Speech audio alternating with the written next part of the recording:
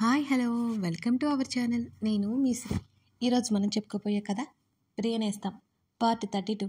కథలోకి వెళ్ళే ముందు లైక్ చేయడం మర్చిపోకండి ఫ్రెండ్స్. ఇక కథ చూద్దాం. లేదులే కానీ టైట్గా ఉంది అని కళ్ళు తెరిచి ఆమె వైపే చూస్తూ చెప్పాడు అర్జున్. పడుకోండి కాసేపైనా అని చెప్పింది రక్ష. లేదు ఈ టైంలో నాకు నిద్ర రాదు అని అర్జున్ అన్నాడు. అలా కళ్ళు మూసుకుని పడుకోండి, రిలీఫ్గా ఉంటుంది అని చెప్పింది అతని వైపే చూస్తూ. ఆమె పెదవుల మీద మెరుస్తున్న చిరునవ్వుని చూస్తూ కళ్ళు మూసుకున్నాడు అర్జున్. పదే పదే ఫోను మోగుతుంటే అర్జున్ ఉలిక్కిపడి లేచాడు. ఒకసారి చుట్టూ చూశాడు. తన ఎక్కడుందో అర్థమైంది అతనికి. అంటే గతం నుంచి అతను బయటకు వచ్చేశాడు. అతని శరీరం నిండా చెమటలు పట్టాయి. తను గతం నుంచి వాస్తవంలోకి వచ్చాడు. ఆయాసపడుతూ గట్టిగా కళ్ళు మూసుకున్నాడు. చాలాసేపటి వరకు తేరుకోలేకపోయాడు అర్జున్. గడిచిన జ్ఞాపకాలు వాస్తవంతో ఏమాత్రం పొంతం లేకుండా ఉండడంతో అతని మనసు బరువుగా మారిపోయింది. ఫోన్ వైపు ఒకసారి చూశాడు.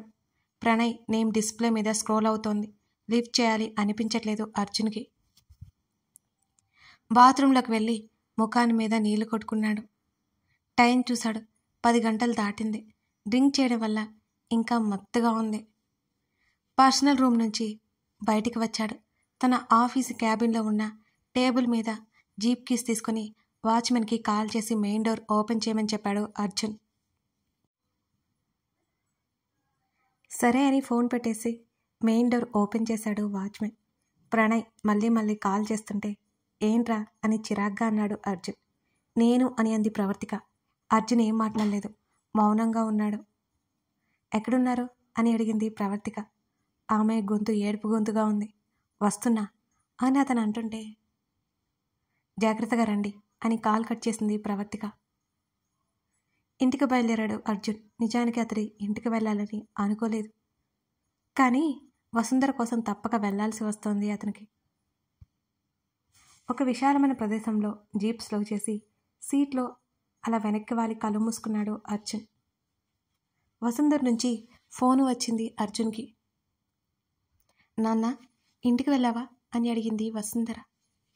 అదేంటత్త అలా అడుగుతుంది, ఇంట్లో లేదా అనుకున్నాడు అర్జున్. వెళ్తున్నానత్తా. వెళ్ళావా అని అడుగుతున్నావు, నువ్వెక్కడున్నావు అని అడిగాడు అర్జున్. ఆ అమ్మాయి చెప్పలేదా అని అడిగింది వసుంధర. లేదత్తా అని అయోమయంగా అన్నాడు అర్జున్. నువ్వు బిజీగా ఉంటావని చెప్పలేదేమో అర్జున్. నేను ప్రణయ్తో పాటు ఢిల్లీ వచ్చాను అని ఆవిడ అనగానే ఆశ్చర్యపోయాడు అర్జున్. ఇవాళకి వాళ్ళకి ఢిల్లీ వెళ్ళడం ఏంటి, ఇప్పుడు ఎందుకత్తా అని అయోమయంగా అడిగాడు అర్జున్. మీ మామయ్య రమ్మన్నారు నాన్న, కొంచెం గాలి మారినట్టు ఉంటుందని అని చెప్పింది వసుంధర. ప్రణయ్ని ఎందుకు ఇబ్బంది పెడుతున్నావు అత్తా, నాకు చెప్తే నేను వదిలి వచ్చేవాడిని కదా అని అన్నాడు అర్జున్. ప్రణయ్కి అక్కడ ఏదో పని ఉందంట, అందుకే వస్తాను అన్నాడు తనే. ఇంట్లో అమ్మాయి ఒక్కడే ఉంటుంది, అందుకే నువ్వు త్వరగా ఇంటికి వెళ్ళు, పాపం ఒంటరిగా భయపడుతుందేమో అని చెప్పింది వసుంధర ప్రవర్తిక గురించి. వెళ్తున్నానత్త అని అన్నాడు అర్జున్. అర్జున్ నీకు కొంచెం బాధ్యత లేదు, పెళ్ళై కొన్నాళ్ళు కూడా అవ్వలేదు, అప్పుడే ఇంత ఆలస్యంగా రావడం. భార్య ఒకటే ఇంట్లో ఉంటుందని తెలియదా నీకు? మన కోసం సర్దుకుంటున్నారని మనం అదే పొరపాటు చేయకూడదు అర్జున్. పదే పదే త్వరగా ఇంటికి వెళ్ళు. తనకి కనీసం ఫోన్ కూడా లేకపోయింది. ప్రణయ్ తన ఫోను ప్రవర్తికకి ఇచ్చాడు. ఒకసారి నీ భార్యకి ఫోన్ చేసి వస్తున్నట్టు విషయం చెప్పు, కంగారు పడుతుంది పాపం. అంత నిర్లక్ష్యం ఏంటి తన విషయంలో అని గట్టిగా అడిగింది వసుంధర. సరే అత్త, ఇప్పుడు మీరు ఎక్కడున్నారు అని అడిగాడు అర్జున్. ఇంకాసేపట్లో హోటల్కి వెళ్దాం అని అంది వసుంధర. నేను దారిలో ఉన్నానత్త, వెళ్ళిపోతాను జాగ్రత్త అని అన్నాడు అర్జున్. సరే అర్జున్, అమ్మాయిని ఒంటరిగా వదిలి వెళ్ళకు అని చెప్పింది వసుంధర మళ్ళీ మళ్ళీ.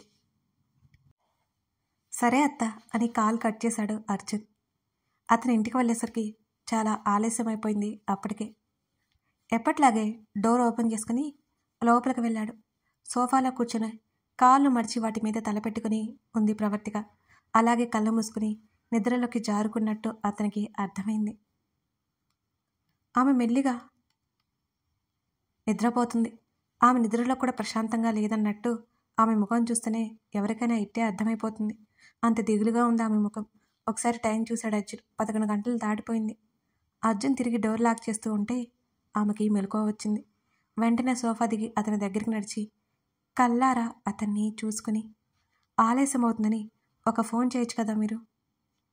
ఏడుపు గొంతుతో అడిగింది ప్రవర్తిక ఆ మాట. వచ్చి రాగానే మొదలుపెట్టావా? అతను విసుగ్గా అడిగాడు ఆమెని. నా ప్రేమ మీకెందుకు అర్థం కావట్లేదు అని 2 చేతులతో అతని షర్టు పట్టుకుని ఊపేస్తూ ఆవేశంగా అడిగింది ప్రవర్తిక. ఎందుకంటే నీది ప్రేమ కాదు కాబట్టి అని అన్నాడు అర్జున్. మీరెలా చెప్తారు నాది ప్రేమ కాదని అని అంతే ఆవేశంగా అడిగింది. నీకు ఏ రకంగా నా మీద ప్రేమ పుట్టే అవకాశం లేదు, కాకపోతే జాలి పడతావేమో అంటూ ఆమె చేతులు విడిపించుకుని అతను ముందుకు నడిచాడు. అలా మాట్లాడొద్దు, నేనెందుకు జాలి పడతాను అంటూ వెనక నుంచి అతన్ని హత్తుకుని కన్నీటితో అతని షర్టు తడిపేస్తోంది. ఆమె చేతులు విడిపించుకుని సీరియస్గా చూశాడు. ఒకసారి చెప్తే అర్థం కాదా అని అతను కోపంగా అడుగుతుంటే, మీ సమస్య ఏమిటి? నన్నెందుకు వద్దు అంటున్నారు? మీ అంత చదువు లేదనా? మీ అంత ఆస్తి లేదనా? చెప్పండి, నన్ను ఎందుకు వద్దంటున్నారు? కారణం చెప్పండి. ఇవాళే వెళ్ళిపోదామనుకున్నాను, కానీ మిమ్మల్ని వదిలి వెళ్ళలేక ఇక్కడే ఉండిపోతున్నా. మీకెందుకు అర్థం కావట్లేదు అని మణికట్టుతో కళ్ళు తుడుచుకుంటూ అడిగింది. ఎందుకంటే నా మనసులో ఎవరికీ స్థానం లేదు, నేను ఎవరిని నా జీవితంలోకి ఆహ్వానించలేను అని గట్టిగా అరిచాడు అర్జున్. అదే ఎందుకు అని అడుగుతున్నాను అని అంతే గట్టిగా అడిగింది ప్రవర్తిక. ఎందుకంటే నాలో నా రక్ష నిండిపోయింది కాబట్టి అంటూ ఒక అడుగు ముందుకు వేసి చెప్పాడు అర్జున్. చచ్చిన అమ్మాయి గురించి ఎందుకు ఆలోచిస్తున్నారు మీరు? పోయేది పోకుండా మిమ్మల్ని కూడా ఇలా చేసిపోయింది అని గట్టిగా అరిచింది ప్రవర్తిక. మరుక్షణం అర్జున్ చేయి విసురుగా ప్రవర్తిక చెంపను తాకింది. పక్కకి తూలిపడిపోయి గట్టిగా నిలదొక్కుంది ప్రవర్తిక. ఆమె భుజాలు పట్టుకుని వెనక్కి ఉన్న గోడకి వత్తి పెట్టాడు అర్జున్. ఇంకొక మాట తన గురించి మాట్లాడితే చంపేస్తాను నిన్ను అంటూ ఉగ్రంగా మారిన అర్జున్ ముఖాన్ని చూసి ప్రవర్తిక భయపడింది. అతను చెంప మీద కొట్టడం వల్ల ఆమె కళ్ళ నుంచి నీళ్లు ఒక్కసారిగా కిందకి దూకాయి. కారిపోతూనే ఉన్నాయి అవి. చచ్చిందని ఎలా అనగలుగుతున్నావు అసలు? నా రక్ష గురించి అలా ఎలా మాట్లాడుతున్నావు నువ్వు అసలు? ఇప్పటి వరకు నువ్వంటే నాకు రెస్పెక్ట్ ఉండేది, నీ మాటలతో అది అంతా పోయింది. చచ్చింది అంటున్నావే, చంపింది ఎవరు? నీ బాబు కాదా? ఆ విషయం నీకు తెలుసా? తెలియదు అని గట్టిగా అరిచాడు అర్జున్.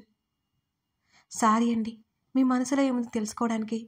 అదంతా బయటికి రావాలని నేను అలా మాట్లాడక తప్పలేదు అని కళ్ళు తుడుచుకుని, లేదు మా నాన్న అలా చేయరు, మీరు ఏదో పొరపాటు పడుతున్నారు అని అంది ప్రవర్తిక ధైర్యం చూపుతూ. నీకు ఎన్నిసార్లు చెప్పాలి? నీ బాబే నా రక్షణ నాకు కాకుండా చేశాడు, అది నీ కారణంగానే అని అన్నాడు అర్జున్. ఈసారి అతని కంట్ల నుంచి కన్నీళ్లు బయటకు దూకాయి. అతని మాటలకు ప్రవర్తిక స్తబ్దుగా అయిపోయింది.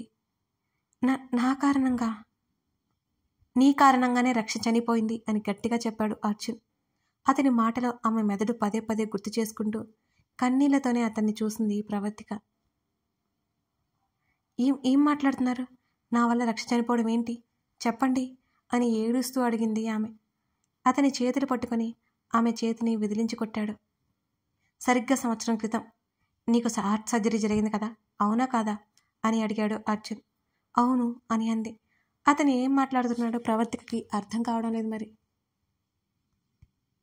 అసలు నీ ప్రాబ్లం ఏంటో నీకు తెలుసా అని అడిగాడు అర్జున్. నా గుండెకి రంధ్రం పడిందని ఆపరేషన్ చేయాలని చెప్పారు. నా ఇంటర్మీడియట్ అయిపోగానే తెలిసింది విషయం. దాదాపు 3 సంవత్సరాలు మందులు వాడాను నేను.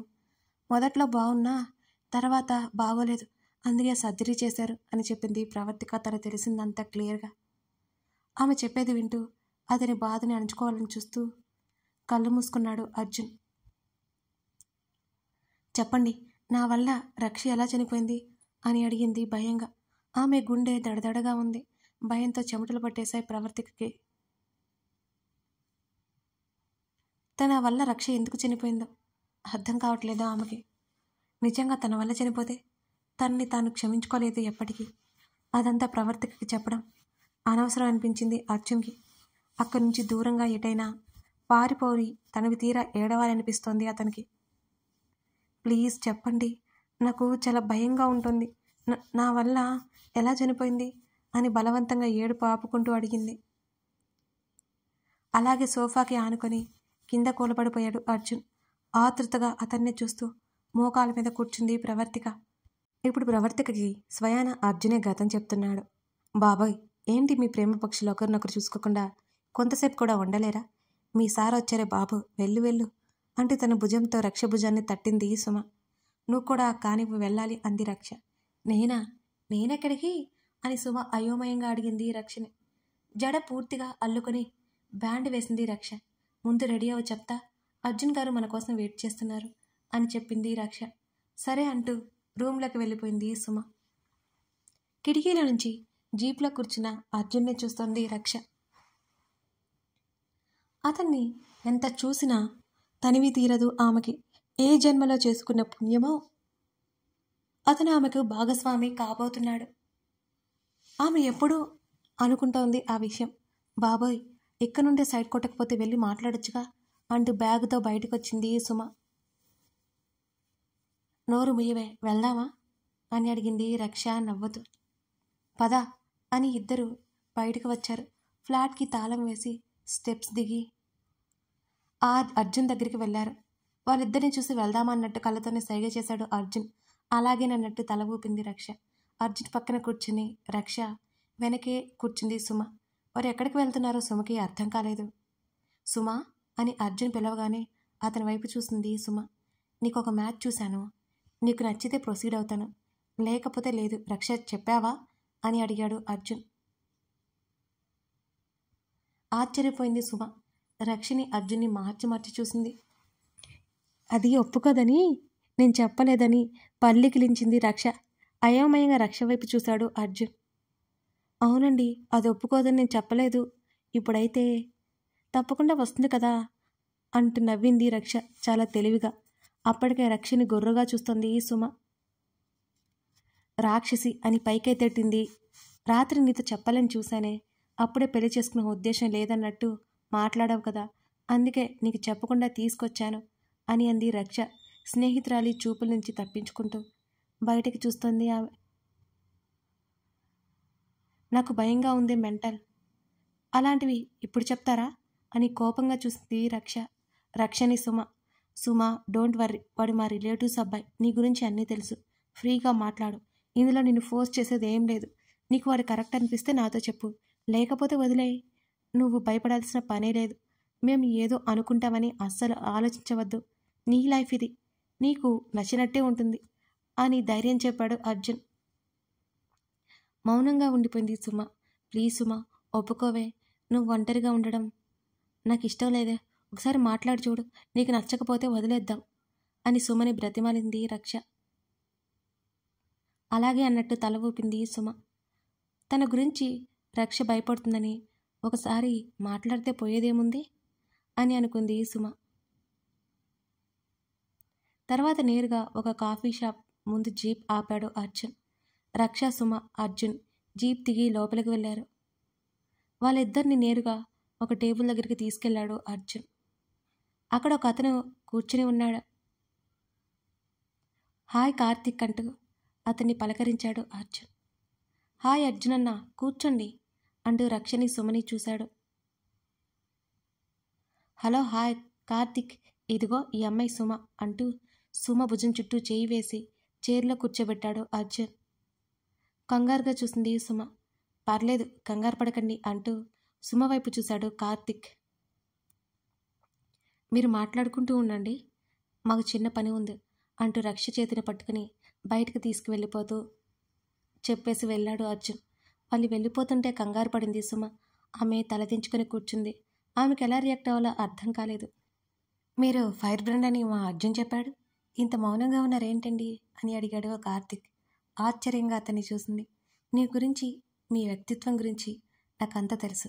నాకు నా ఫ్యామిలీకి ఏ ప్రాబ్లం లేదు. మీకు నేను నచ్చితే మనం పెళ్లి చేసుకుందాం అంటూ సుమ వైపు చూశాడు కార్తిక్. తన మనసులో మాట నేరుగా చెప్పాడు. నోరు తెరిచి చూసింది సుమ.